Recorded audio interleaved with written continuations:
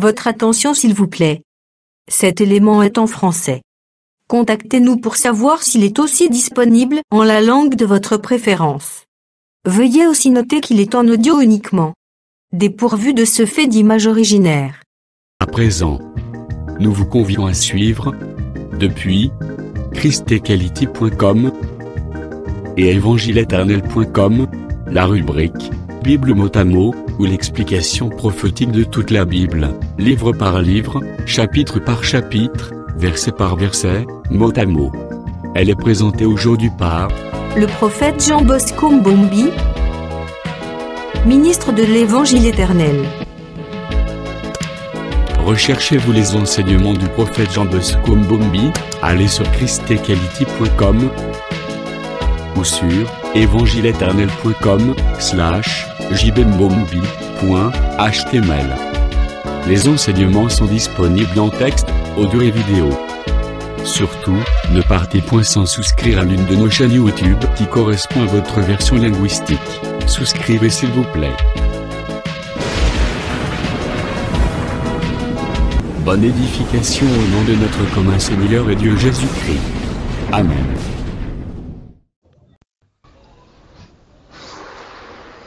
Nous bénissons le Seigneur qui nous a prêté encore vie pour que nous puissions parler de sa part. Là, nous sommes dans l'étude de la Bible mot à mot. Nous prenons le livre d'Apocalypse.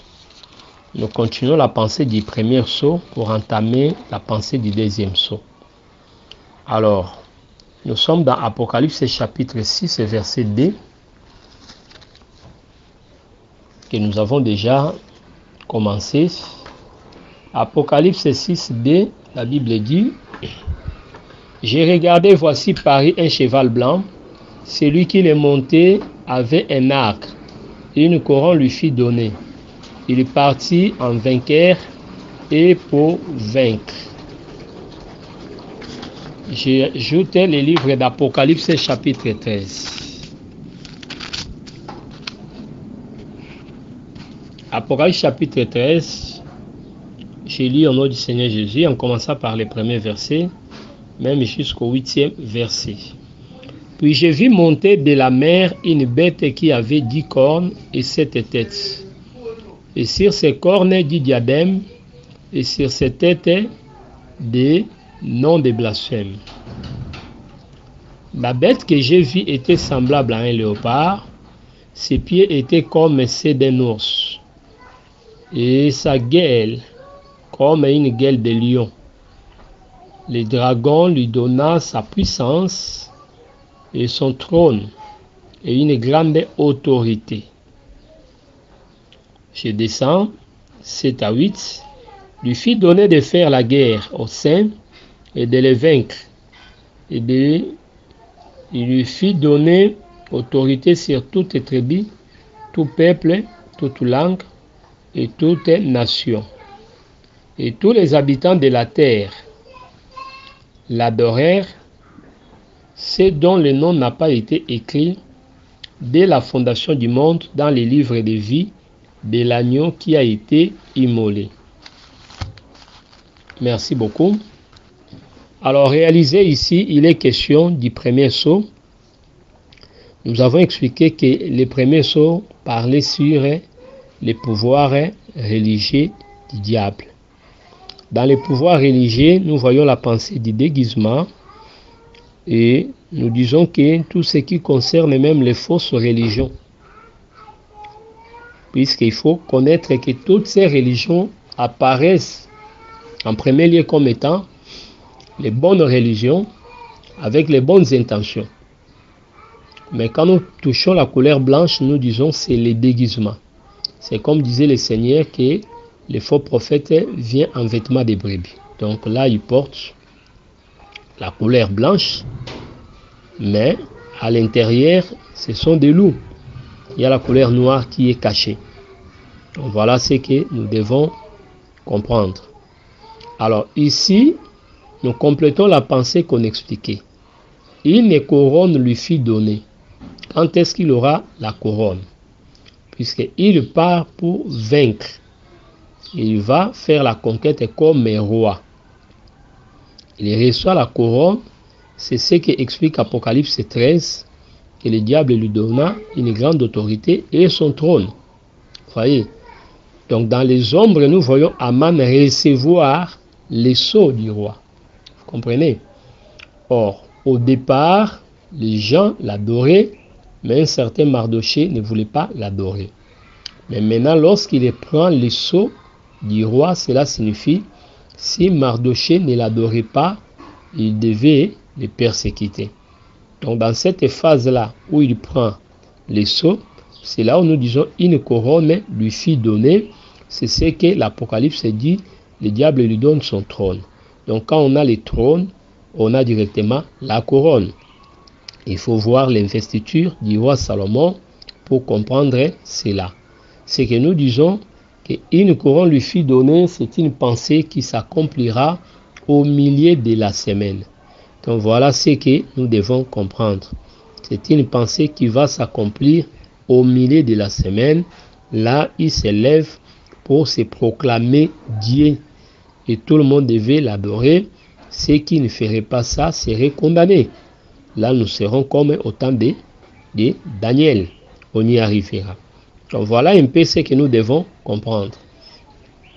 La pensée d'Ésaïe chapitre 14, 12 qui parle des vainqueurs des nations, c'est ici qu'il va conquérir les nations par les alliances. La conquête, c'est une conquête contre les nations pour qu'ils adhèrent à sa doctrine et qu'ils l'adorent comme roi, comme Dieu. Vous comprenez? Donc la victoire sur les nations, c'est-à-dire il amènera toutes les nations derrière lui et à s'agenouiller devant lui. Mais par contre, il ne saura pas vaincre les enfants de Dieu. Vous voyez? Mais quand on dit qu'il fera la guerre contre les saints, cette guerre face aux saints, il faut voir ça dans la pensée des persécutions. C'est-à-dire, il ne saura pas vaincre les saints, puisque lorsqu'Apocalypse 12 explique que les dragons jetaient de l'eau pour entraîner la femme, la Bible dit que la terre était un secours. Vous voyez? Donc, comme un fleuve, il ne saura pas déborder. Pourquoi? Les dérives, les deux témoins vont l'empêcher dans son action. C'est là où nous disons que cette chose reste comme telle. Mais il ne saura pas séduire les saints malgré le déguisement. Puisque un homme averti en vaut deux, comme dit le monde. Donc, l'Église a déjà été enseignée. Donc, l'Église n'ignore pas les desseins de l'ennemi. Connaissant son dessein, les peuples saints, c'est-à-dire les vierges folles, les 144 000, vont refuser son adoration. Vous comprenez? Vont refuser de l'adorer. Et conséquence, il va les maltraiter. C'est ça la grande tribulation. Il va les vaincre par rapport au physique, en occasionnant leur mort. C'est ça la victoire. Mais par rapport à ce qui est spirituel, les amener dans la fausse doctrine, cela ne serait pas possible. Donc c'est là où nous disons qu'un véritable élu ne peut pas être séduit. Cette semence qu'il a reçue, c'est une semence incorruptible. Donc voilà comment est-ce que nous devons comprendre la pensée du premier sceau. Là, nous positionnons les premiers sceaux par rapport à la prophétie. Mais comme nous avons dit, nous n'avons pas ignoré l'accomplissement aujourd'hui. Donc aujourd'hui, quand nous parlons du premier sceau, nous voyons la présence des séducteurs, des faux prophètes. Retenons une différence importante et capitale. Nous sommes dans 1 Jean chapitre 2. 1 Jean 2, 18. Petit enfant, c'est la dernière ère. Et comme vous l'avez appris, qu'un antéchrist vient. Il y a maintenant plusieurs antéchrists. Par là, nous connaissons que nous sommes à la dernière ère. Merci. Pour nous, c'est la dernière ère, mais quand nous rentrons en Israël, cette dernière ère était regardée comme le dernier campement. Or, au dernier campement, c'est là où Balaam était apparu pour chercher à séduire Israël. Et pour nous disons, nous sommes arrivés à la fin. L'enlèvement est proche, le départ est proche. C'est le temps où le diable s'élève aussi comme un faux prophète pour troubler les peuples. Mais seulement retenons. Et le temps actuel où on dit maintenant, selon 1 Jean 2, c'est le temps de la grâce où nous sommes. Donc nous sommes en face de plusieurs antéchrists. Donc plusieurs faux prophètes. Mais les prophètes disent qu'un antéchrist vient. Cet antéchrist qui vient, c'est après l'enlèvement. Vous voyez, c'est comme on avait plusieurs prophètes et on aura un prophète, les prophètes Jésus. De même, il y a aujourd'hui plusieurs antéchrists, mais demain, il y aura un antéchrist.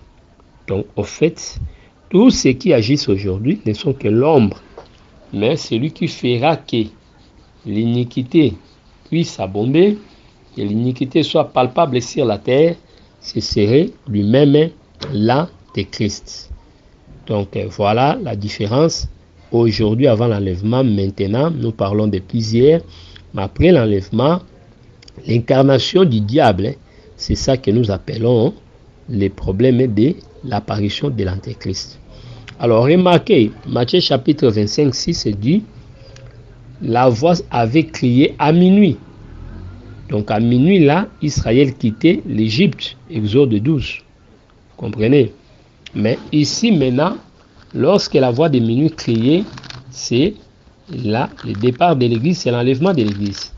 Nous comprenons par là que l'exode que faisait Israël dans l'ombre était l'ombre de l'enlèvement de l'Église. Or, remarquez, c'était à minuit. Or, selon le temps, lorsque nous touchons midi, il est question du perfectionnement de la lumière. La lumière devient parfaite, c'est pourquoi à midi, Dieu est sur la terre. Genèse 38 et Genèse 18, 1 à 2, Dieu visita Abraham sous la chaleur du jour. Donc nous sommes à midi. Mais par contre, ici, nous sommes à minuit. Le débordement de l'iniquité, nous disons que Satan aussi est sur la terre. Si Dieu était sur la terre, à midi, à minuit, nous disons, Satan est sur la terre. C'est pourquoi la manifestation de l'antéchrist, nous disons, c'est l'incarnation du diable. C'est le diable qui porte un corps pour venir séduire les gens pour la dernière fois. Donc, vous voyez, c'est que nous devons retenir, sachant qu'il a peu de temps. Donc là, nous disons, il s'élève pour séduire les habitants de la terre et pour vaincre en quelque sorte, c'est la bataille finale pour en quelque sorte prendre possession de la terre. Mais il va échouer, le Seigneur va les compliquer.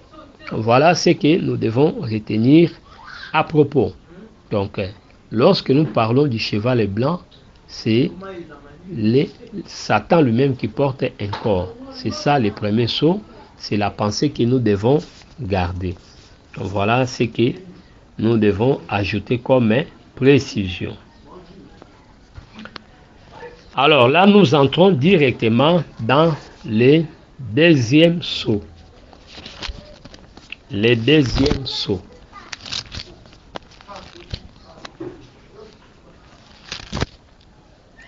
Apocalypse chapitre 6, je prends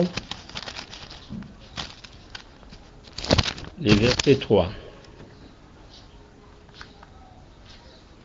Apocalypse 6, verset 3. Quand il ouvrit le second sceau, j'entendis le second être vivant qui disait, viens. 4.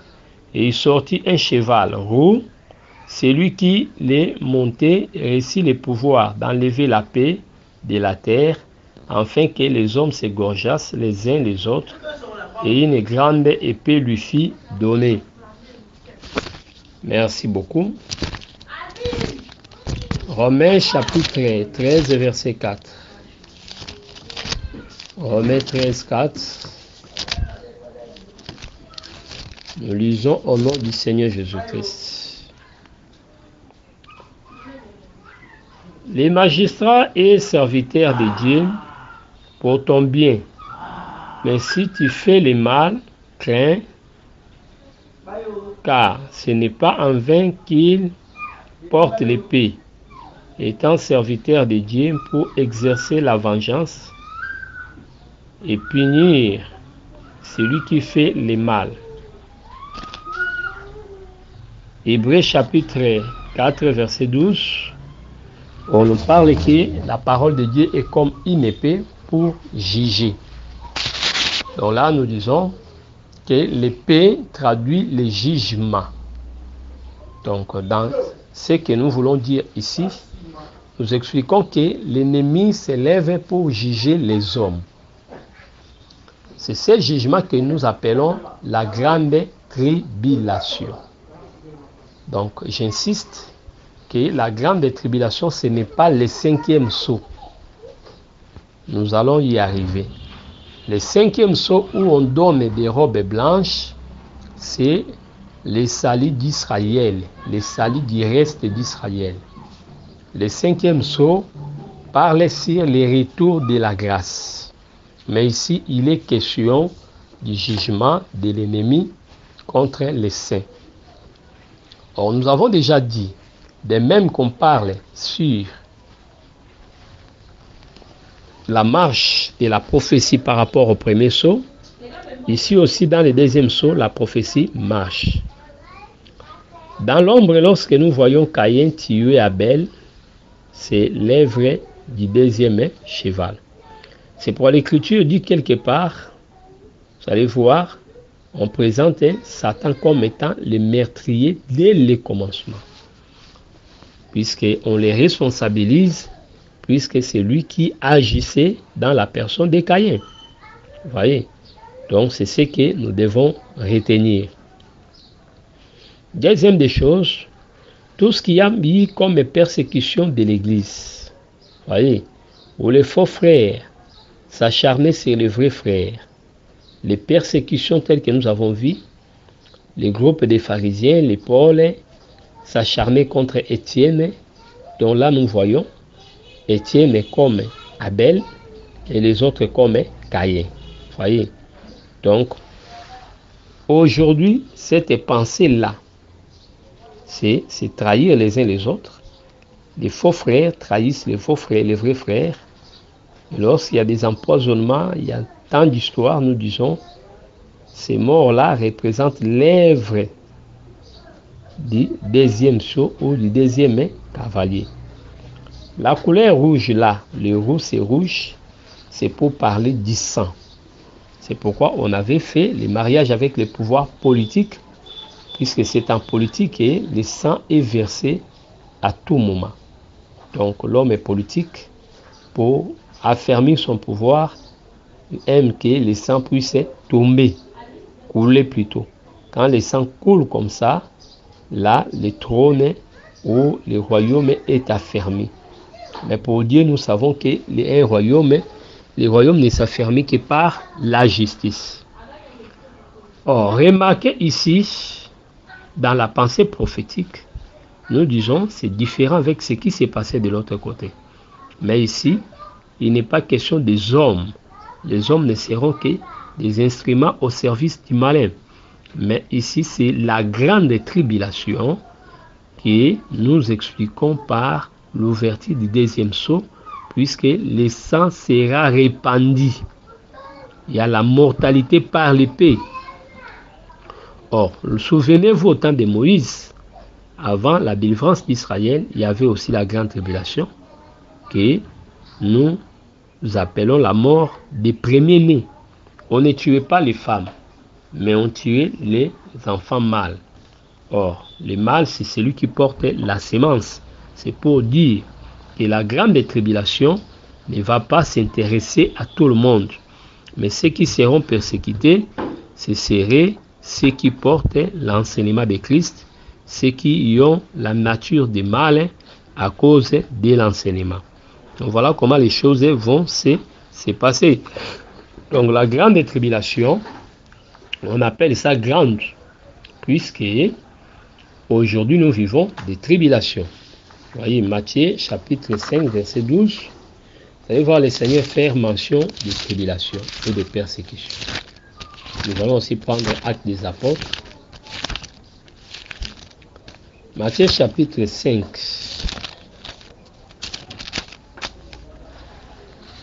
Matthieu 5, 12e verset. L'Écriture déclare comme ceci. 11 à 12. Et resserrez-vous lorsqu'on vous outragera, qu'on vous persécutera, et qu'on dira faussement de vous toutes sortes de mal à cause de moi. Réjouissez-vous et soyez dans l'allégresse, parce que votre récompense sera grande dans les cieux, car c'est ainsi qu'on a persécuté les prophètes qui ont été avant vous. Nous ajoutons la pensée des Actes des Apôtres.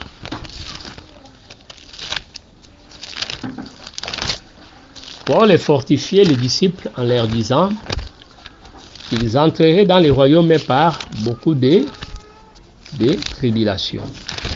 Donc, la tribulation existe déjà aujourd'hui. La persécution existe.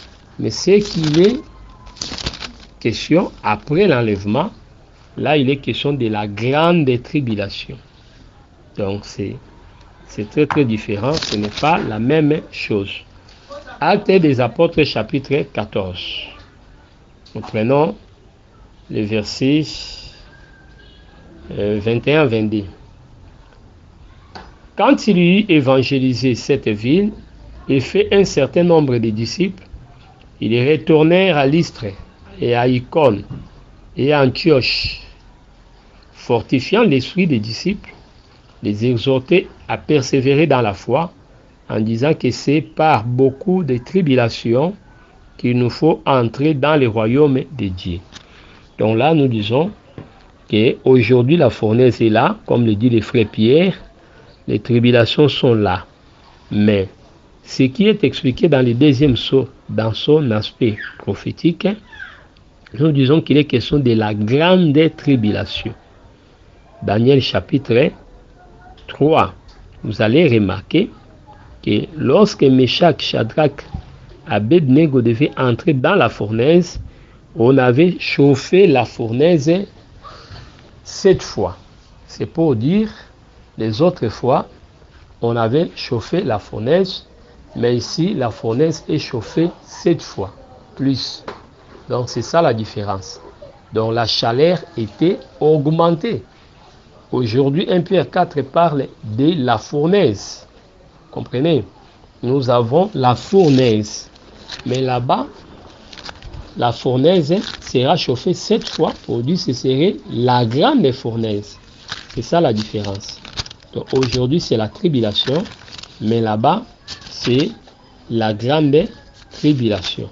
Donc c'est ça la différence que nous devons retenir. 1 Pierre chapitre 4, écoutez ce que dit l'Écriture dans le verset 12. Bien-aimés, ne soyez pas surpris comme d'une chose étrange qui vous arrive de la fournaise qui est au milieu de vous pour vous éprouver. Voyez, il y a une fournaise. Mais en ce temps-là, cette fournaise sera chauffée 7 fois. Donc c'est là où nous disons qu'il faut faire aussi la différence entre l'accouchement normal et l'accouchement difficile. La femme doit éprouver des douleurs dès l'enfantement, c'est une promesse. Mais lorsqu'on dit j'augmenterai, là ça devient différent. C'est-à-dire, lorsque la douleur est augmentée, nous sommes dans un contexte exceptionnel. Donc ici, dans la foi, normalement, nous avons des épreuves, des tribulations, des persécutions. Mais ici, ce serait une grande tribulation. Donc là, nous disons que ce que Dieu faisait à son peuple, c'était pour l'éprouver. Voyez, l'éprouver. Mais ici, ce que l'ennemi fait, c'est pour faire souffrir, c'est pour nous amener à abandonner la foi. Vous comprenez? Mais le Seigneur n'abandonnera pas son peuple. Donc, je disais que dans Daniel chapitre 3, la fournaise était chauffée. Nous avons toujours dit que Daniel n'était pas dans la fournaise puisqu'il était dans la cour. Pourquoi? Puisqu'il avait interprété les songes. C'est ce qui lui a donné le privilège d'être dans la cour. C'est ça, les refuges du peuple saint. C'est pour Ésaïe chapitre 26, verset 20, explique clairement que le peuple devait entrer dans la chambre pour échapper à la colère. Voyez. Donc, c'est pourquoi un seul moyen pour le peuple d'échapper à ces jugements, c'est de participer à l'enlèvement. Si quelqu'un participe à l'enlèvement, il sera exempté de ces jugements. Donc, Ésaïe chapitre 26, nous prenons le verset 20. Donc, c'est très très important. Nous prenons le verset 20. Alors, il est écrit dans la parole de Dieu, j'ai lu au nom du Seigneur Jésus-Christ, va mon peuple, entre dans la chambre et ferme la porte derrière toi. Cache-toi pour quelques instants jusqu'à ce que la colère soit passée. Voyez. Donc, Daniel fait partie de ces groupes-là. Il représente les enfants de Dieu qui ne prendront pas part à la grande tribulation. Donc, ils seront préservés. Voyez, donc, c'est très très important. Ils seront préservés pour ne pas voir la colère qui viendra après. Donc, Daniel n'était pas dans la fournaise, mais ses frères étaient dans la fournaise. Néanmoins, le Seigneur ne les avait pas abandonnés. C'est pourquoi nous disons, la Vierge folle, comme les 144 000, seront dans la grande tribulation exposée à cette souffrance, mais Dieu va les préserver. C'est ça la présence de l'ange de l'Éternel qui était descendu pour les protéger. Donc la grande tribulation, ce serait un châtiment qu'on va infliger à tous ceux qui ne vont pas adorer l'ennemi. Puisqu'au temps de Daniel, on avait dressé l'idole dans la vallée. Vous comprenez? Ce n'était pas une adoration qui devait se faire sur la montagne, mais dans la vanité. Donc c'est la fausse adoration. C'est pourquoi nous parlons de 666. Voyez, quiconque n'aura pas le sceau de 666, quiconque n'adorera pas la bête sera soumis à cette torture-là, à ces souffrances-là. Donc la grande tribulation sera là, en quelque sorte, un jugement. Donc contre tous ceux qui ne vont pas recevoir l'enseignement de la bête, contre tous ceux qui ne vont pas adorer la bête. Voyez, c'est comme au temps de Jézabel. Tous ceux qui refusaient le culte de Baal étaient tués, massacrés. Voyez, c'est pourquoi Élie devait fuir. Voyez, on tuait les gens à cause de cela. Ce serait aussi le même. L'épée se lèvera contre les rebelles, contre tous ceux qui vont résister. C'est ça le plan que Aman avait conçu pour éliminer l'homme de Mardochée qui ne voulait pas s'agenouiller devant lui. Vous voyez, ce que nous devons comprendre dans cette histoire, c'est ça. Donc, le deuxième sceau, ça explique la grande tribulation. Comment le pouvoir politique va s'organiser pour soutenir le diable dans son entreprise contre le peuple saint. Tous ceux qui vont refuser de l'adorer seront persécutés. C'est très très important. Et pour nous disons aussi, quand Jésus avait quitté la nation, là c'est l'enlèvement aussi. Mais ceux qui étaient restés, les autres enfants, étaient tués par Hérode. Il faut voir ça, la grande tribulation. Mais quand l'enfant revient, là il faut voir ça, ces retours-là aussi comme étant les milléniums. En ce moment-là, Hérode ne sera plus. Hérode est déjà mort. Or, la mort d'Hérode, vous voyez ça, la destruction de l'impie. Donc, voilà comment est-ce que nous devons comprendre les choses. Donc, le deuxième sceau parle sur la grande tribulation. Aujourd'hui, nous vivons cette pensée par rapport aux tribulations, aux persécutions que nous avons. Mais là-bas, il faut comprendre que ça va concerner tous ceux qui ne vont pas accepter la parole prêchée par l'ennemi, tous ceux qui vont refuser de l'adorer. Donc le cheval roux, c'est pour parler du rouge, colère du sang, c'est lui le meurtrier. Le diable se lèvera comme un meurtrier et l'épée sera un instrument de jugement, puisque Salomon utilisa l'épée pour juger les deux femmes qui se disputaient l'enfant. Donc voilà ce que nous devons comprendre. Mais aujourd'hui, il le fait aussi pour que les hommes s'égorgeassent. En ces moments-là, les hommes se donneront de la peine pour égorger tous ceux qui auront la bonne parole. Donc à tout moment que nous voyons des choses pareilles, nous disons qu'il est question de l'ombre du deuxième sceau. Lorsqu'Athalie s'élève pour éliminer la race royale, lorsqu'Abimelech tue ses frères, tout ça, ce sont des ombres pour expliquer les problèmes du deuxième sceau. C'était votre frère, le prophète Jean Bosco Mbombi. Jean Bosco Mbombi. Contact et coordonnées plus 243 89 541 88 90. Que Yehoshua HaMashiach vous bénisse.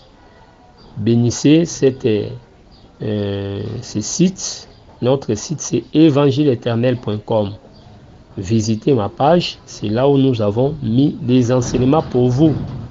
Assistez notre site, bénissez ce site, faites-en une large diffusion pour que les gens accèdent et qu'ils puissent bénéficier de ces enseignements. Que Yehoshua HaMashiach vous bénisse. Merci d'avoir suivi ce message et que Jésus-Christ vous bénisse. Si vous avez une question à l'intention de l'homme de Dieu, si vous voulez que l'homme de Dieu prie pour vous, si vous voulez vous confier à l'homme de Dieu, ou si vous voulez tout simplement bénir l'homme de Dieu, contactez-le directement si ses coordonnées sont disponibles depuis sa page. Sinon, contactez-nous et nous lui transmettrons vos préoccupations. N'oubliez pas de faire un tour à notre page évangélisation pour voir en quoi vous pouvez vous rendre utile à Christ par cette œuvre. Que Dieu vous bénisse tous. Amen. ChristQuality.com. Les cieux en un clic de la souris. Évangile-éternel.com. Le site de l'Évangile éternel. Christ Equality Fondation, équilibrer la manne ramassée dans le désert de sorte que chacun ait un le maire.